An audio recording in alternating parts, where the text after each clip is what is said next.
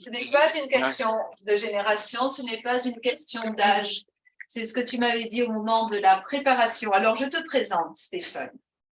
Tu te définis toi-même comme un touche-à-tout qui voyage entre ciel et terre. Tu es également entrepreneur, artiste engagé et cofondateur de l'association L'Institut des Pléiades en Europe, dont tu vas nous parler et dont tu es le président. Si je dis une bêtise, tu m'arrêtes. La raison d'être de cet institut est de contribuer à la création d'un monde basé sur l'amour, la bienveillance, l'acceptation et l'inclusion. Tout un projet de société régénérée. Tu es ainsi devenu un acteur du changement de paradigme et plus concrètement en créant des liens entre les passionnés de l'éveil des consciences. Tu organises et tu animes des conférences, des ateliers et tu crées du contenu en lien avec le monde de demain. Tu fais partie de cette jeune génération de pionniers qui souhaitent faire bouger les lignes de nos représentations et s'autoriser à vivre ensemble autrement, alignés et dans le cœur. Tout un projet de société dont tu vas nous parler. C'est ça pour la présentation. Parfait. On peut mieux faire. Et nous nous sommes connus ici même. C'est vrai. Dans cette salle, ici même dans cette salle, autour de l'Institut des Pléiades en Europe dont tu es le président et dont tu vas commencer à nous parler peut-être. Et puis alors, moi je suis très contente, tu es le Benjamin, je ne vais pas te demander ton âge, mais tu es visiblement le Benjamin de notre équipe. C'est un petit peu plus rare que je sois Benjamin, avec plaisir. Et symboliquement, tu es cette jeune génération qui est en train de faire le saut d'un monde à un autre. Stéphane, tu complètes et tu vas peut-être nous parler, pour commencer, de l'Institut des Pléiades en Europe. On va passer des vidéos que je vais aller chercher sur Internet et puis j'aurai quelques questions à te poser. D'accord. L'intention micro, ouais. Bah, je veux bien le micro. Ouais. Merci beaucoup pour votre invitation. Merci à tous. Alors, l'intention que je pose aujourd'hui, c'est qu'on fasse une discussion tous ensemble. J'aime bien le côté informel, j'aime bien qu'on échange, j'aime bien que au niveau de l'âme, on dit souvent qu'on est déjà au niveau du groupe, donc j'aime bien quand les contacts se font, quand l'énergie circule. Habituellement, j'ai l'habitude d'être à la place de toi, Laurence, donc comme ça explique tout de suite ce que je fais, c'est assez facile. Vous avez tout de suite compris. Et je présente des conférences, j'anime des conférences, je crée des débats, je crée des ateliers à Genève et dans toute l'Europe. Et aujourd'hui, je suis de l'autre côté, donc voilà. Merci. Ça fait drôle. Ça fait un peu bizarre, mais ça fait plaisir aussi. Donc, alors, tu t'es engagé dans la création de l'Institut des Pléiades en Europe. Est-ce que tu peux, pour commencer, déjà poser cet Institut des Pléiades en Europe? Je le pose. Pose-le. Pose-le. Pose-le. Et tu me dis quand tu veux que je fasse les vidéos. Alors, pour cette petite histoire, je vais d'abord vous parler de mon éveil spirituel, parce qu'il faut savoir qu'à la base, je suis quelqu'un de extrêmement terre-à-terre, cartésien. Je suis tout l'opposé de naïf. Je suis quelqu'un qui est très sceptique sur tout et j'aime bien expérimenter les choses.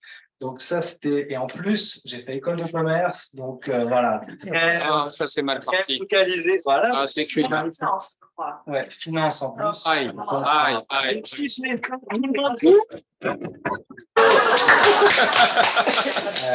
et en fait, du coup, un jour, j'ai eu la chance de pouvoir rencontrer une médium pas très loin d'ici, à Glacière, parce que je suis originaire de Montreuil à la base, et que ma mère voyait souvent. Elle disait, non mais là, c'est des conneries, tu perds ton argent, voilà. Et elle m'a dit, mais va voir cette dame, parce que elle m'a parlé de toi. Je me suis dit, qu'est-ce qu'elle a raconté, celle-là?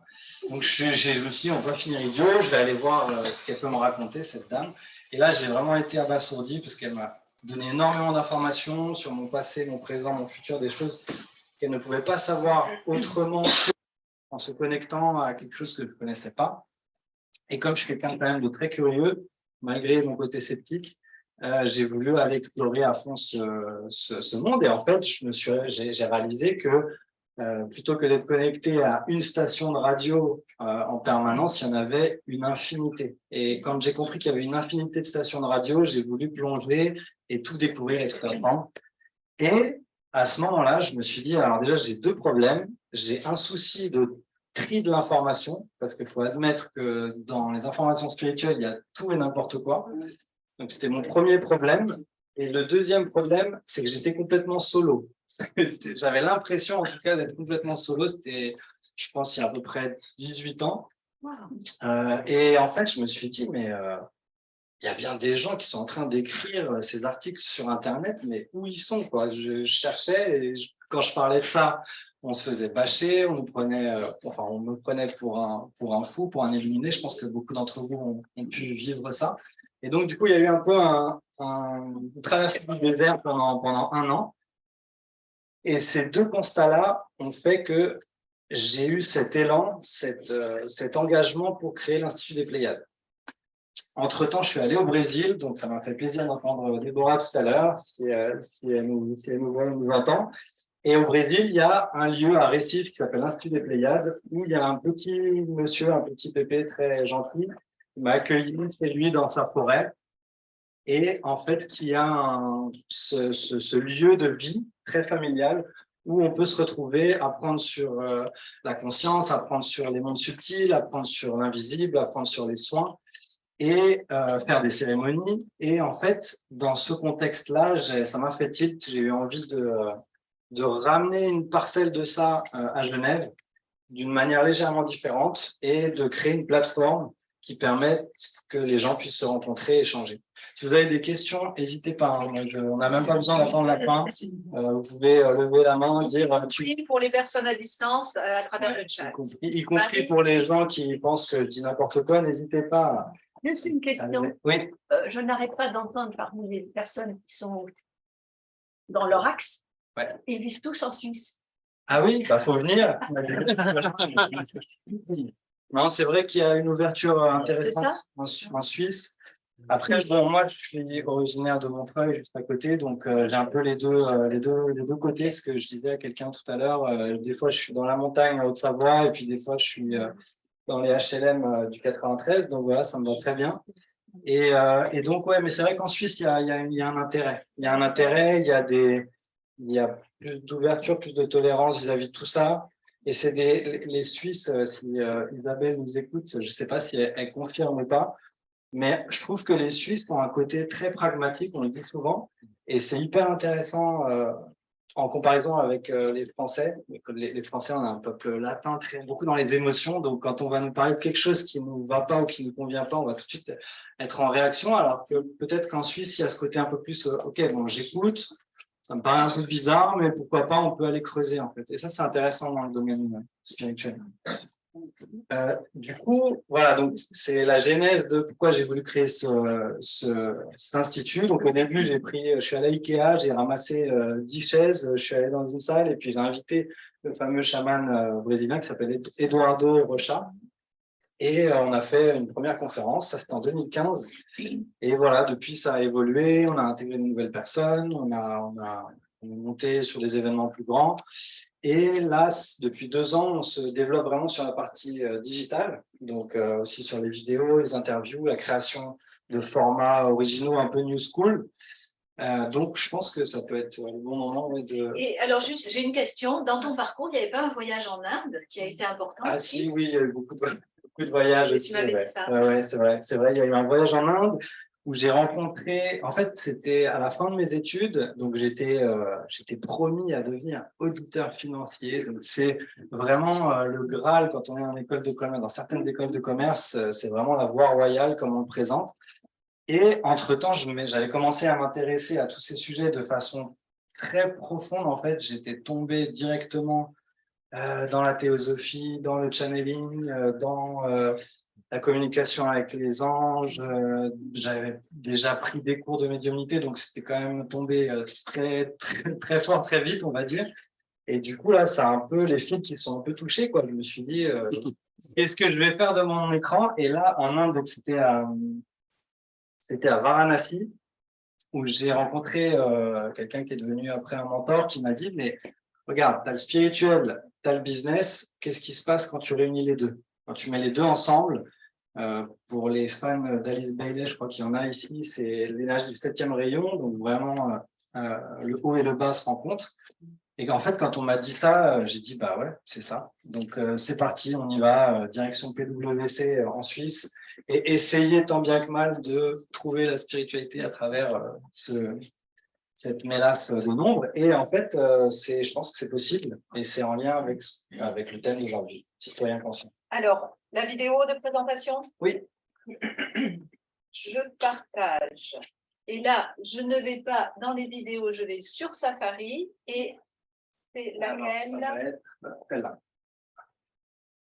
On y va. Notre monde est en pleine transformation. Une nouvelle ère est en train d'apparaître sous nos yeux. Cela concerne de nombreux domaines tels que l'économie, les sciences, l'écologie et surtout la spiritualité.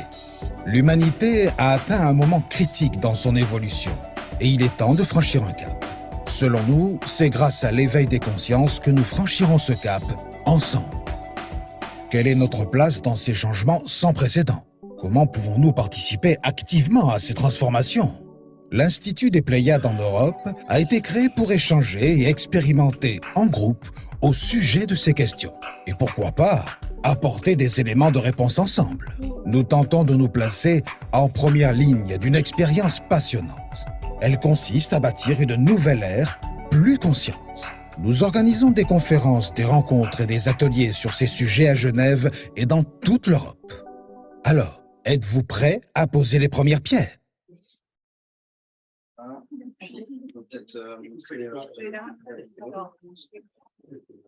Donc en fait, pour la petite histoire, comment est-ce que j'ai rencontré Laurence? C'est grâce à Valérie Seguin, peut-être certains d'entre vous la connaissent, puisqu'elle était Elle est par la semaine dernière. elle est partenaire. Et en fait, elle m'a montré son film, L'âme, et c'est là où je me suis dit que Laurence avait des belles choses à dire qui m'ont touché. Et du coup, je l'ai contactée et je l'ai interviewée dans le cadre d'un format qui s'appelle 120 secondes de conscience, qui est très court, parce que c'est 120 secondes. Et c'est juste le concept, c'est juste qu'on envoie un mot à notre participant et il nous répond avec ce que ça lui évoque. Donc voilà, Laurence s'est gentiment prêtée au jeu et on va vous passer la vidéo maintenant. Ça se passer ici. Alors là, c'est moi. 120 secondes, plus une. Bonjour, je suis Laurence Baranski pour 120 secondes de conscience.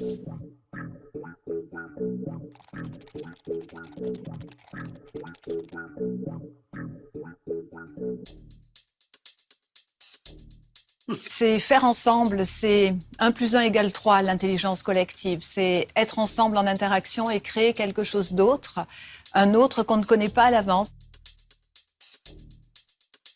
C'est aller à la rencontre de sa simplicité et ça devient un long chemin. Holistique, c'est un mot qui nous renvoie au grand mystère de la vie. Nos âmes nous demandent de nous réveiller. Nos âmes, ce sont ces parties de nous mystérieuses, mais ces parties de nous plus grandes que nous, qui savent qui nous sommes. Elles, un peu comme si elles nous regardaient avec beaucoup d'amour et elles nous invitaient à les rejoindre. La métamorphose, c'est la transformation, c'est la chenille qui devient papillon, c'est la métaphore qu'on utilise le plus souvent. Au niveau personnel et social, c'est renaître à nous-mêmes. C'est, je crois, le moment de notre histoire individuelle et collective. Nous sommes invités à la métamorphose. Et on va bien voir, c'est l'aventure. Maladie, le mal a dit, l'âme a dit. La maladie, c'est une épreuve. La maladie, c'est quelque chose, un objet, une énergie qu'il est important de beaucoup aimer pour lui permettre de se transmuter. La vie est une thérapie puisque la vie nous invite à l'initiation, c'est-à-dire à la découverte de ce qui est ésotérique, de ce qui est caché autour de nous et en nous. C'est tout ce que nos sens communs ne nous permettent pas de percevoir. Nous sommes des êtres multidimensionnels. Nous sommes des êtres de chair, dans la dimension physique. Nous sommes des êtres de pensée, le champ mental. Nous sommes aussi des êtres d'émotion, c'est le champ émotionnel. Nous sommes des êtres spirituels en quête de sens et animés du souffle de la vie. Et nous sommes des êtres qui pouvons faire danser ces 4 dimensions pour entrer dans l'autre dimension, qui est la dimension holistique. Le nouveau monde nous demande de nous connecter à nous-mêmes.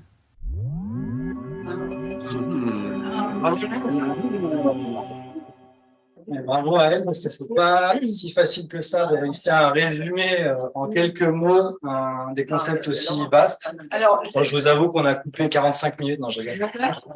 Ça peut arriver. c'est que tout est dans le montage. Est-ce que vous voulez, Stéphane, tu veux une autre? Alors, est-ce que vous voulez quelqu'un d'autre, parce que peut-être une petite et que vous voulez voir? Satish Kumar. Allez, Satish Kumar. Alors, il est où? C'est en On voit pas, là. anglais. Je suis là. C'est en anglais. C'est en anglais. Ah, c'est en anglais. Mais bon, non, c'est pas- Non, français. En Souveraineté. français. Non, on l'a déjà eu l'an dernier. Jean-Dominique. Alors, c'est pas le même format, mais elle est très bien. La vidéo. Jean-Dominique. C'est une des meilleures vidéos de la chaîne. C'est une des meilleures vidéos, alors elle dure que 26 minutes. 6 minutes.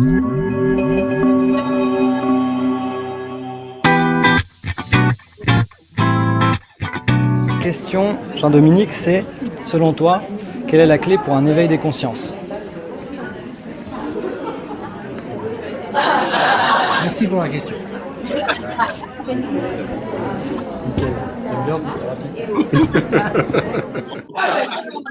Je trouve qu'elle est incroyable cette vidéo parce qu'il n'y a plus dedans.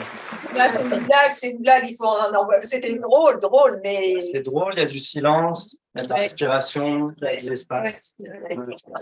Alors, une autre, et une dernière. Ah, ça y est, Laurence, elle a pris contrôle de la chaîne. Qu'est-ce que c'est la Elodie Frégé. Elodie Frégé, elle a fait une super semblance. Olivier Chambon. Ah, mais on l'avait avec Chambon. Allez, Olivier. Allez, 2 minutes 48. Parce que souvent, je leur ai dit « Putain de famille, j'en peux plus !» Pardon, vous avez filmé? Oui. Ah oui, pardon. Bonjour, c'est Elodie Frégé pour 120 secondes de conscience.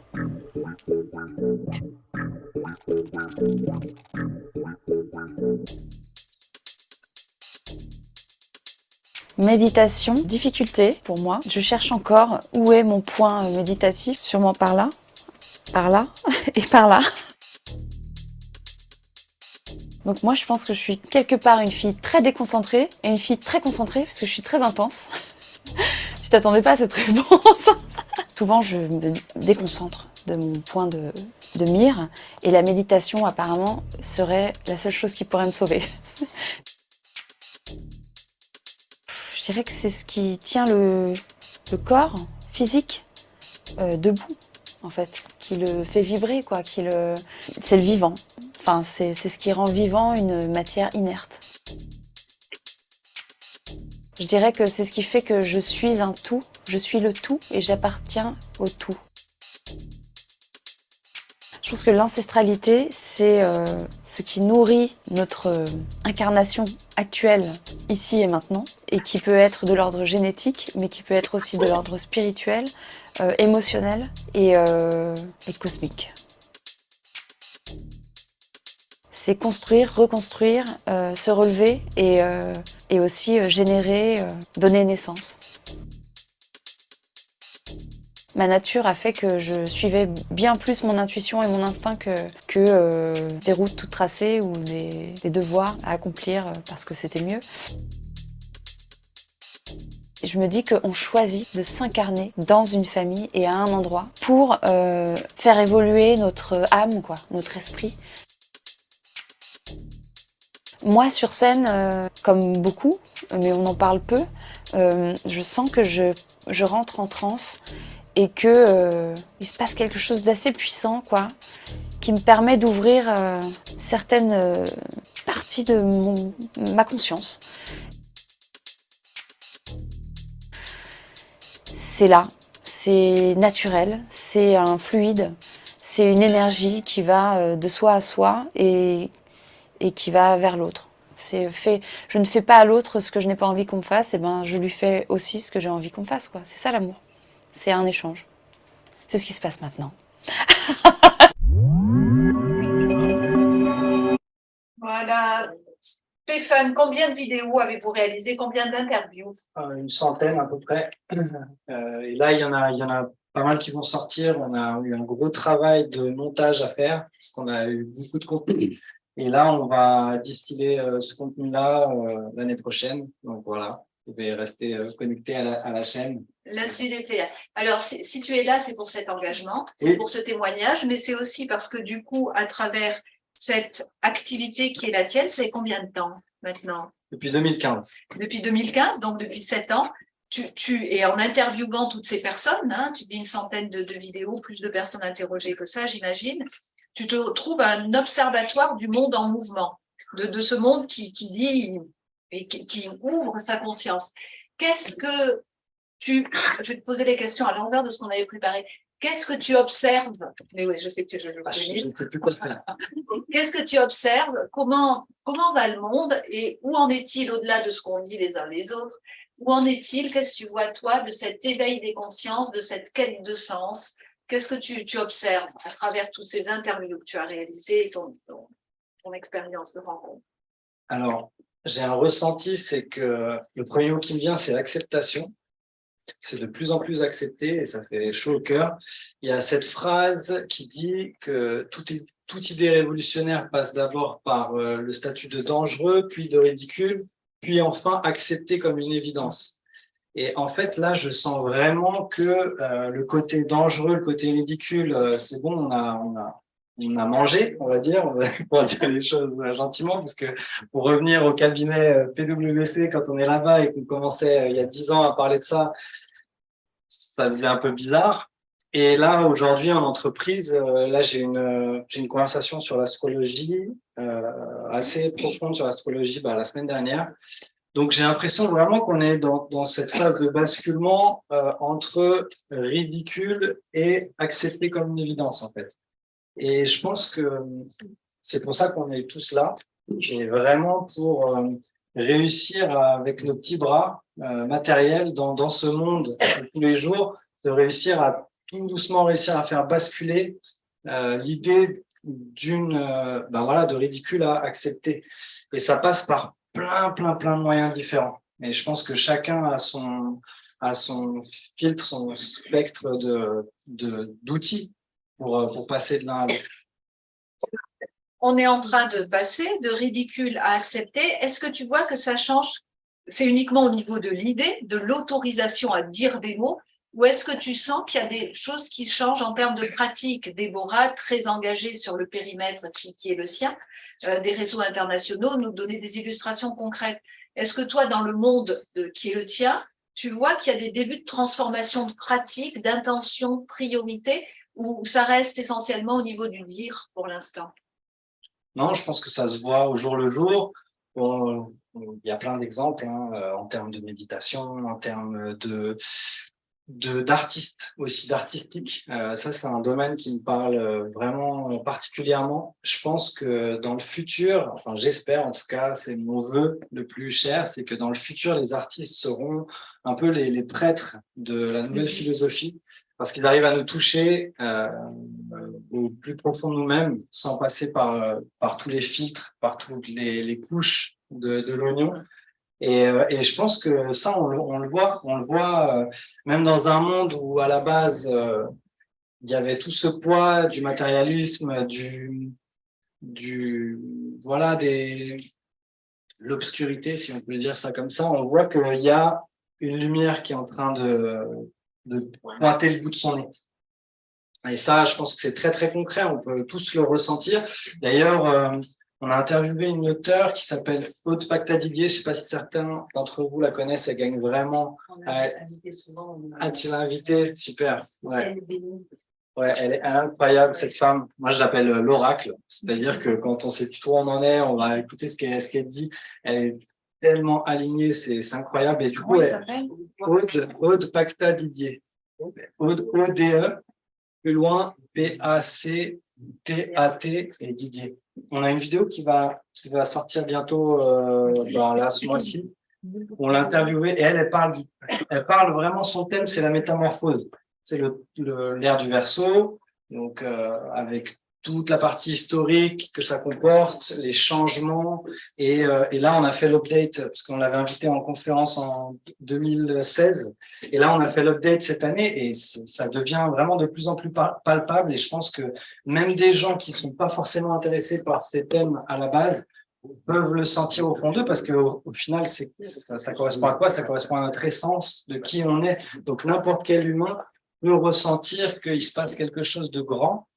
Et ça, on peut s'en rendre compte pour les gens qui ont fait des voyages comme Isabelle, qui ont été à la rencontre, quasiment tous les invités, je crois, depuis ce matin, ont fait beaucoup de rencontres avec les gens au quotidien.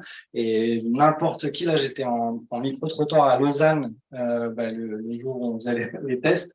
Et c'est incroyable. En quelques minutes, on avait des transmissions quasiment ésotériques par des gens qu'on a interviewés dans la rue, qui nous disaient que leur leçon de vie, qui nous parlaient de leur souffrance, on rentrait tout de suite dans quelque chose de très profond, de très intime et de très à l'essence de l'humanité finalement. Parce que c'est notre nature, donc c'est juste un retour au naturel, ces nouveaux mondes. L'intergénérationnel, maintenant. Quel est le langage des jeunes pour en parler? Et est-ce que les plus anciens, dont je suis, n'ont pas un langage un peu désuet et passéiste pour parler de ces... Est-ce que c'est le même langage ou pas le même langage d'une génération à l'autre? Comment ça se passe? Qu'est-ce qui intéresse les jeunes et comment ils ont envie d'entendre parler de ça et peut-être juste de vivre cela? Merci pour cette question, parce que c'est vraiment un des objectifs, un des cœurs de ce qu'on fait. Donc, tu parlais de l'autre Lacta Didier, je crois qu'elle a dans les 80 ans. Et moi, personnellement, mon rôle, c'est de réussir à capter l'essence de ce qu'elle peut nous transmettre et de faire en sorte que des gens de mon âge et de la génération d'en dessous puissent écouter et dire « Ah, mais là, il y a un truc qui se passe. Là, ce qu'elle dit, c'est intéressant. » Au-delà de l'apparence, c'est un vieux qui raconte des histoires, pas du tout. Il y a vraiment quelque chose d'intéressant et moi, mon rôle, c'est de le présenter d'une manière qui parle aux gens.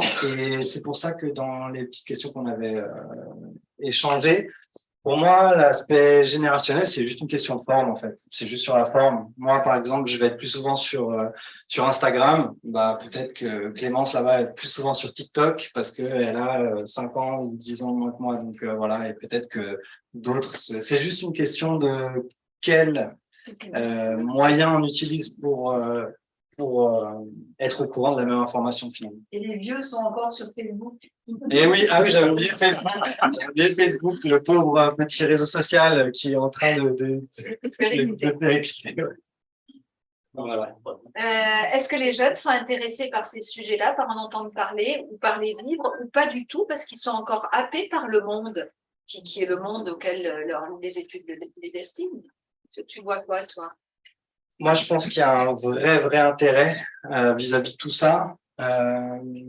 Une fois de plus, d'une manière peut-être qu'on n'attendrait pas. Je regardais des vidéos TikTok sur les signes astrologiques et en fait, je trouve ça génial, quoi. C'est à travers des moyens hyper créatifs qui peuvent paraître, honnêtement, la première fois qu'on le voit, ça peut paraître un peu bébête, et parce que ça ressemble pas à un livre d'une bibliothèque, mais en réalité, il y a une vraie compréhension. Les gens qui ont fait ces vidéos humoristiques, derrière, ils ont une vraie compréhension de l'énergie de chaque signe, ils ont une vraie compréhension de cette ouverture, ils ont une vraie compréhension de la créativité, de comment transmettre ce qu'ils ressentent, de qui ils sont. Et je pense que c'est à nous, les autres générations, de l'accueillir et d'être ouverts à ça. Et ça va dans les deux sens, comme des parents et des enfants, en fait, finalement, tout simplement.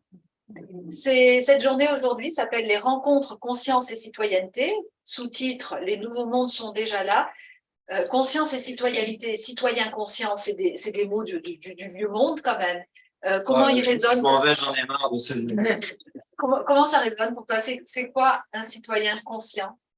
Alors, pour moi, un citoyen conscient, c'est un citoyen qui évolue, qui navigue, qui se balade entre ciel et terre. C'est un peu ce que je disais tout à l'heure, avec la notion de on ne prie pas devant une table vide. J'aime bien cette métaphore parce que un citoyen conscient, pour moi, c'est quelqu'un qui comprend les subtilités, les difficultés du monde matériel dans la vie de tous les jours, avec tout ce que ça comporte et qui peut parfois être hyper révoltant d'ailleurs.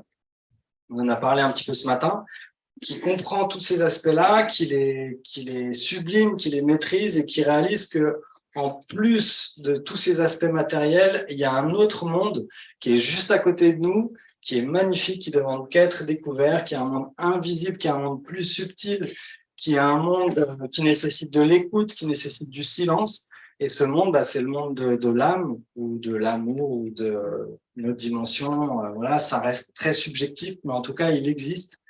Et il demande qu'à être observé, découvert et qu'on échange autour de ce monde. Donc voilà, les deux aspects qui cohabitent, qui coexistent, parce que souvent, dans les milieux spirituels, on a tendance à cogner sur l'ego, le mental, essayer de le faire disparaître, alors que pas du tout. En fait, on a eu la chance en tant qu'humanité de réussir à avoir de l'ego qui nous a fait survivre, qui nous a fait nous extirper du règne animal. C'était pas une mince affaire, juste pour qu'on se rappelle un peu de la base. On s'est quand même extirpé d'un monde sauvage, violent. Ensuite, l'intervention du mental, on a construit, on a créé, on a fait évoluer la race humaine. Et maintenant, ben voilà, on arrive face à un mur et on se dit, qu'est-ce qu'il y a après ça? Et je pense que c'était ce qui nous était demandé de développer, de comprendre, de créer grâce à notre mental. Et maintenant, juste de passer à l'aspect mental supérieur et surtout de se rendre compte qu'il y a un troisième élément qui a manqué jusqu'à maintenant, pour moi, qui est l'amour. Qu'est-ce que l'amour? Ça, c'est une autre question. Ces nouveaux mondes dans lesquels tu t'engages, au service desquels tu t'engages, ressemblent à quoi de manière réaliste? En fait, tu aurais envie qu'ils ressemblent à quoi et ton intention les amène à ressembler à quoi? Sachant qu'aujourd'hui, comme beaucoup d'acteurs en transition, tu es entre deux avec les risques économiques, les risques de vie. Donc, c'est une période chancelante, on va dire. Tu construis quoi? Tu aimerais que ça ressemble à quoi dans le futur? Alors, c'est vraiment, en effet, oui, une période chancelante. Je pense que ça revient à la notion pour moi de pionnier. Je pense qu'on est vraiment dans une période de pionnier. Et du coup, on a une idée, on a une utopie, on a une boussole qui nous dit j'aimerais que ça soit un monde plus égalitaire, j'aimerais que ça soit un monde où il y a plus d'inclusion, un monde où il y a plus de transparence, un monde où on est conscient qu'on n'est pas seulement un corps physique, mais qu'on est aussi d'abord une âme, une énergie. Et qu'à ce niveau-là de conscience, eh ben, on n'est pas juste un, mais on est déjà un groupe au niveau de l'âme. Tout ça, c'est des notions qui sont importantes et intéressantes. On a un peu cette vision long terme sur ce qu'on voudrait que ça devienne, et puis on regarde autour de nous et on se dit non mais là on n'y est pas vraiment encore. Donc entre les deux, on ne sait pas ce qui va se passer. En tout cas, moi, je ne sais pas ce qui va se passer. Mais d'avoir cette utopie, c'est notre boussole au quotidien. Et je pense que même si peut-être il y aura une période de chaos entre les deux ou pas, on n'en sait rien, ben, ça nous donne une indication vers quoi aller. Et c'est là où, quand on se met quand on se branche à cette énergie, parce qu'on a le choix de le faire à chaque seconde, et ben, il commence à se créer des choses magiques dans notre vie de tous les jours. Et vous connaissez, je pense, les concepts de synchronicité. On se dit, mais oui, donc en fait, peut-être que c'est pas la même manière rationnelle de gérer notre vie et de comprendre les choses au quotidien, mais ça existe, il y a vraiment quelque chose. Et ce monde nous parle et on peut lui parler en retour. Et il ressemble à quoi? Le tien, les tiens, il ressemble à quoi? Qu'est-ce qu'il y a de vraiment différent? Frédéric Bosquet nous a donné un avant-goût du chemin avec Terra, Isabelle, les différents intervenants. Toi, tu dirais qu'il nous ouvre quel type d'horizon et que ça ressemble à quoi là? Alors pour moi, c'est un monde qui est basé non plus sur l'ego. L'ego passe au second plan et maintenant, c'est basé sur l'amour. Et moi, je vais vous donner un scoop. Je ne sais pas ce que c'est que l'amour, mais je sais que c'est un truc hyper important. C'est-à-dire que je sens que c'est bien de donner de l'énergie pour développer ce concept et faire en sorte qu'il soit connu, mais je ne peux pas vous dire exactement à quoi ça correspond précisément. Ce que je sais, c'est que il y a cette image du tabouret à 3 branches. Et jusqu'à présent, on était sur la branche de l'intelligence et de la volonté. Ça, on sait, on connaît, comme je vous ai dit tout à l'heure, pour s'extirper du monde animal, et puis l'intelligence avec l'intellect et le mental. Et le troisième pied qui nous manque, c'est ce monde de l'âme qui est basé sur l'amour. On peut avoir des petites idées. Moi, je le vois comme un soleil. Donc, on rentre tout de suite forcément dans le subjectif. Il y a quelqu'un qui est au fond de l'océan, il y a quelqu'un qui est en haut de la montagne, il y a quelqu'un qui est à Paris. On regarde tous le même soleil. On sait tous qu'il existe, qu'il est réel, mais celui qui est au fond de la mer, il va le voir d'une manière. Celui qui est en haut de la montagne, au crépuscule, va le voir d'une autre manière, et ainsi de suite. Donc, mais au final, on parle de la même chose. Donc, c'est quelque chose de très subjectif. Je pense que c'est comme...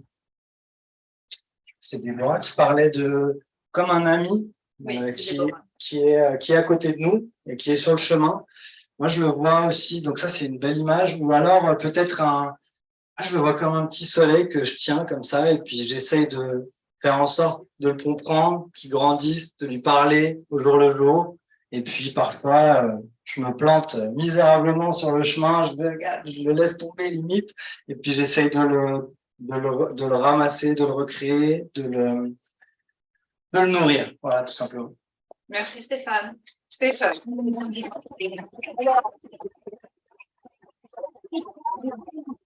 Les réactions, Il y en a une qui est comique, hein, que je peux transmettre. Passe au camping Le Terroir quand tu reviens sur Genève, Lorenzo. Merci Lorenzo. En plus, j'ai un camping-car, donc c'est parfait. D'autres réactions? N'hésitez pas à réagir. Est-ce que dans la salle, il y a une remarque, une réaction, une question? Main levée, allez-y. J'ai une question juste. Vous avez dû voir cette vidéo des étudiants d'agro qui avaient eu leur diplôme et qui avaient décidé de faire autre chose, de les déchirer. Et je voulais savoir si, en ayant fait une école de commerce, on vous enseignait comme... À déchirer les choses. Mais en fait, on vous enseigne suivant le monde ancien, ou bien puisqu'on parle de monde différent, bien il y a déjà quelque chose qui change et qui fait que les étudiants, ils ont plus envie d'aller vers de l'argent ou... Alors moi, j'ai terminé mes études en 2008. Et ce que je peux vous dire, c'est qu'à l'époque, on avait des cours d'éthique en entreprise et je trouvais que c'était ridicule. Et en fait, avec le temps, j'ai réalisé déjà que c'est important, que c'est utile et qu'en plus, il y avait plusieurs étudiants de ma promo qui se sont lancés sur des thèmes ou des professions qui n'avaient rien à voir. Dans ma promo, il y a une pâtissière, il y a un gars qui fait du cirque, il y a eu plein d'entrepreneurs. Et je pense que ça se crée en fait de soi-même. C'est juste, ça m'empêche pas moi dans mon institut de faire ma compta, quoi. Donc au final, c'est pas plus mal. C'est juste utiliser quelques éléments de ce que j'ai pu apprendre et pour créer cette bascule dont je parlais au début en fait. Merci Stéphane, merci. Juste un petit commentaire. Quand je suis sorti de la HEC en 1972, il y a 5 à 10% de la promotion qui est allée soit chez Emmaüs, soit en Afrique, etc. Donc, je pense que ça a toujours existé. Deuxième commentaire, j'ai un petit-neveu non, un neveu, il n'est pas petit, qui a aux environs de 28 ans, et il me disait l'autre jour, tu nous as un peu emmerdé avec tous ces nouveaux mondes, entre guillemets. Et là, il y a quelques jours, il m'a dit, mais tu vois, par rapport à mes copains, j'ai 20 ans d'avance. J'ai du mal maintenant avec un certain nombre. Il est avocat. Ouais, Merci. très bien. On va arriver au terme. Alors, pour te suivre, il y a la chaîne YouTube ou le site web pleiadianinstitute.com. Alors, si vous avez Instagram, n'hésitez pas à aller aussi sur Instagram, pleiadian.institute. Vous êtes tous sur Instagram. Vous êtes tous sur Instagram. Pour de vrai, c'est vraiment ce qui peut vraiment nous aider le plus en ce moment parce qu'on a beaucoup de contenu à sortir. Donc, si vous voulez vous abonner à la chaîne YouTube ou au compte Instagram ou Facebook, n'hésitez pas parce qu'on va diffuser tout ça en 2023. C'est noté, Stéphane. Pour terminer, Instagram, Pleiadian en anglais, pleiadian.institute. C'est en anglais. Pour terminer, 120 secondes, c'est-à-dire 2 minutes. D'habitude, c'est toi qui fais assez. C'est quoi, Stéphane, la conscience? La conscience, c'est être en lien et réaliser le monde tel qu'il est réellement. L'âme, c'est quoi selon toi? L'âme, c'est ce qui nous nourrit et qui nous rend vivants. L'initiation.